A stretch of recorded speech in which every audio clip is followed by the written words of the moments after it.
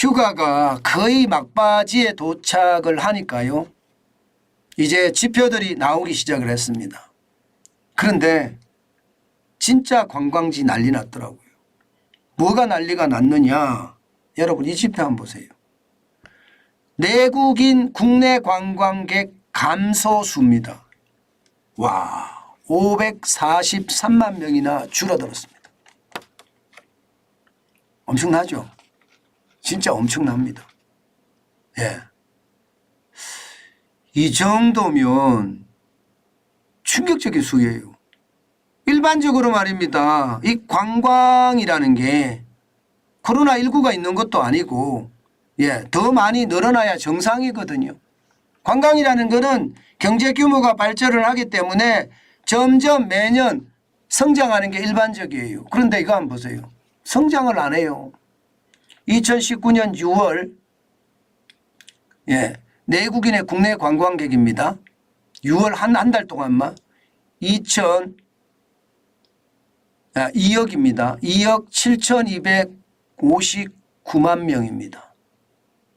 그러니까 2억 7,259만 명이 엄청 돌아다녔다는 거예요. 그런데 2023년 6월을 보세요. 아직 7월도 안 왔습니다. 2억 6,742만 명입니다. 무려 말입니다. 6,742만 명이니까 534만 명이 줄어드는 거예요. 굉장히 줄어들었죠. 더 심각한 것은 관광하면서 지출하는 돈은요 더 많이 줄어들었습니다. 2019년 6월에는 3조 6,968억 원이었습니다. 그런데 올 6월에는요 3조 5,892억입니다. 굉장히 많이 줄었죠. 야, 뭐가 이렇게 많이 줄지. 관광객도 줄고 관광 지출액도 줄고 결국 말입니다. 저는 우리 경제가 나쁘다 이렇게 생각합니다. 벌이가 그만큼 안 되니까 휴가를 포기한 사람들이 많습니다. 그런데 어떤 분들은 그렇게 이야기합니다. 아니야, 국내 관광이 줄었는데 해외로 다 나가서 그런 거야. 아, 그렇지 않습니다. 실제 말입니다. 해외 관광객을 보면 2019년 6월에 249만 6천 명이었습니다. 그런데 올 6월에는요 177만 2천 명이에요. 이게 29%나 줄었고요. 72만 4천 명이 줄은 수예요.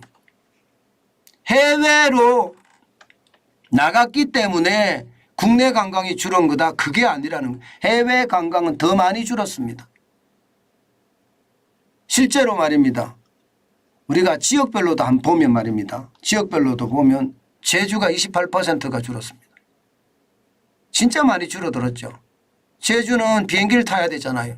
비행기를 타니까 휴가 비용이 더 들어가고요.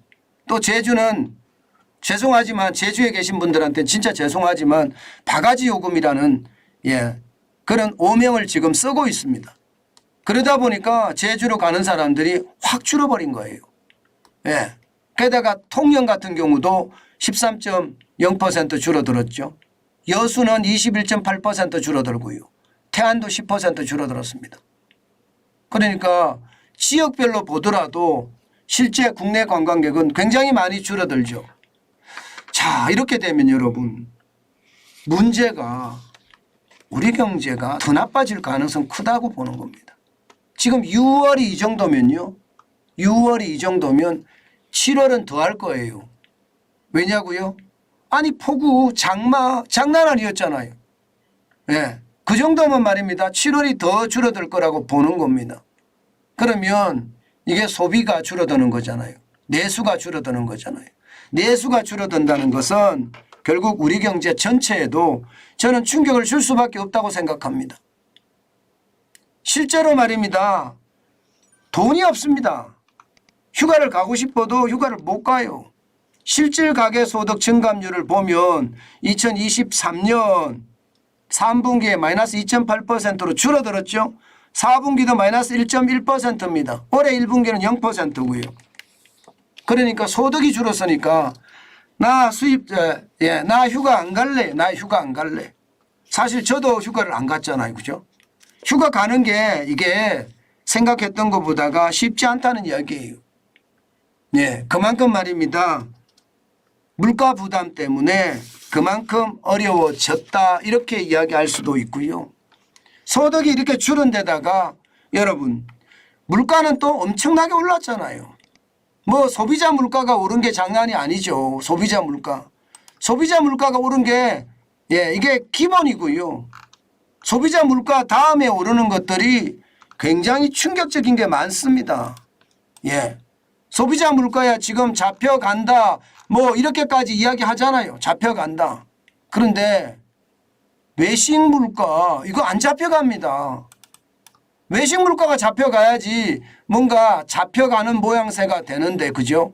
그런데 외식 물가가 안 잡혀가니까 야 문제가 크구냐.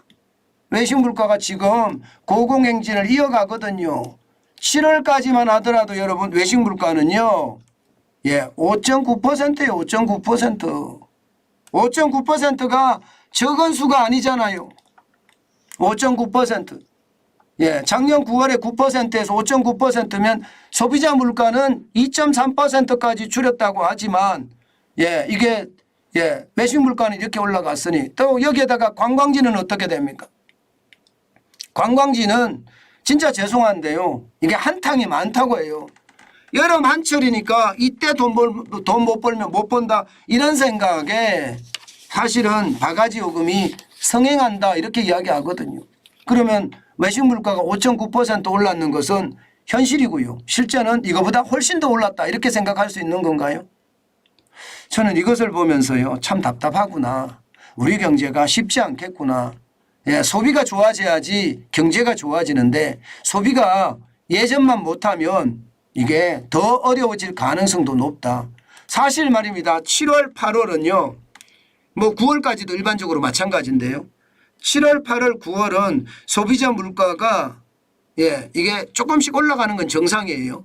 왜냐하면 수요가 많아지니까. 근데 소비자 물가가 떨어진다. 이것도 또 이상한 거예요. 예, 여기에다가 더 심각한 것은요. 소비가 전월 대비해서 떨어진다고 이야기하면 경제가 굉장히 충격적이 될 수도 있습니다. 현재까지는 소매 판매가 그렇게 많이 떨어지지는 않습니다. 그러나 지금 분위기나 또 지표들이 나오는 것을 보면 또 나빠지는 모양새가 나오거든요. 이것은 어쩌면 말입니다. 소비에 대해 충격, 경기 불황의 골은 더 깊어진다. 그 말이 더욱더 현실화될 가능성이 높습니다. 그만큼 말입니다. 휴가철인데도 돈을 안 쓴다. 쓸 돈이 없다. 그래서 경제가 나빠진다. 불황으로 이어진다. 이 말이 현실화된다는 이야기입니다. 참 지방에 사는 자영업자 소상공인들 어떻게든 살아나려고 발버둥을 치고 있는데 이런 지표들이 나오니까 더 마음이 깝깝해지겠습니다. 참 답답한 현실이 예, 우리 가슴을 짓누르는 것 같아서 안타깝기 그지없습니다. 그렇지만 뭐 유커들도 돌아온다고 하니까요. 예, 우리 소비가 좀 좋아져서 자영업자 소상공인들이 좀 활짝 웃는 그런 모습을 빨리 봤으면 좋겠습니다.